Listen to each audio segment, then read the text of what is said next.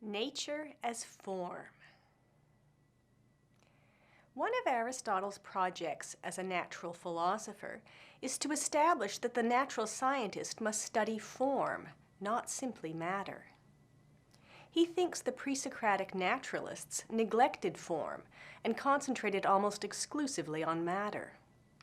That's why he attributes to them the thesis that nature is matter. Do you remember what nature is for Aristotle? An internal principle of change. The thesis he attributes to these materialists is that the natural growth of plants and animals is simply due to their material constituents. Here's how he articulates their position in a very helpful passage in the De Anima.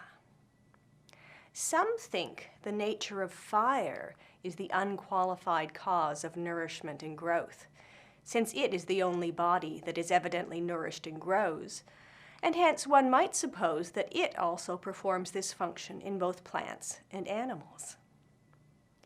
That is, you might suppose plants and animals grow because they have elemental fire as a constituent. But Aristotle thinks this is only part of the story.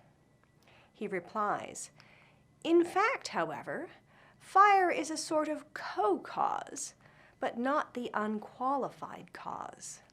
It is the soul, rather than the fire, that is the unqualified cause. For while fire grows without limit, as long as there is fuel, the size and growth of everything naturally constituted has a limit and form, which are characteristic of soul, not of fire. That is, of the form rather than the matter."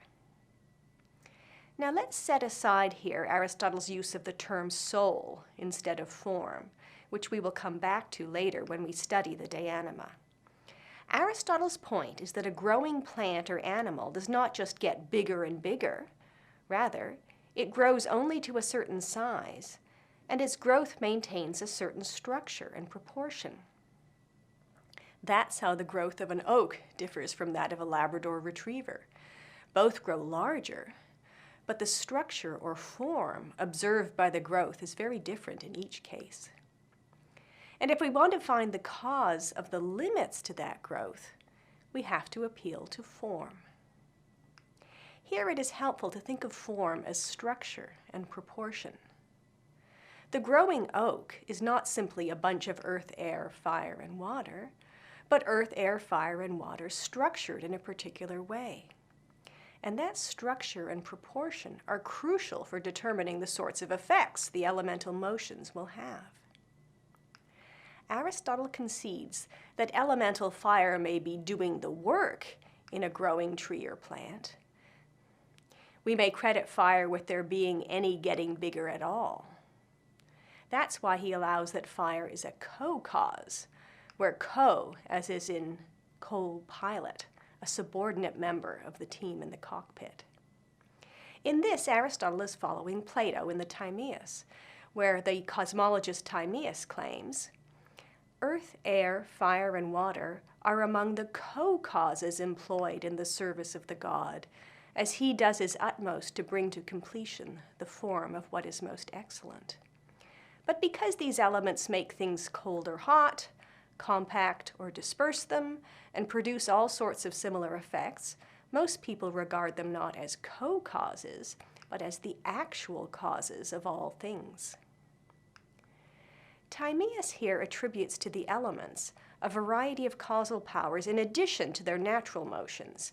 They can bring about heating and cooling, hardening and softening, and so on. But his basic point is the same one that Aristotle makes. There needs to be earth, air, fire, and water in order for complex natural processes to occur, but these elements are subordinate to the true causes of these processes, which Aristotle identifies as form. So to summarize this general line of defense of the thesis that form is nature, complex organisms, such as plants and animals, undergo natural change because they are composed of earth, air, fire, and water. But they undergo the specific, characteristic, and complex changes of their growth and development because of the form that structures these material principles. In other words, the internal principle that drives their growth and development belongs to them in virtue of their form. This is what Aristotle means when he says that an animal's or plant's form, rather than its matter, is its nature.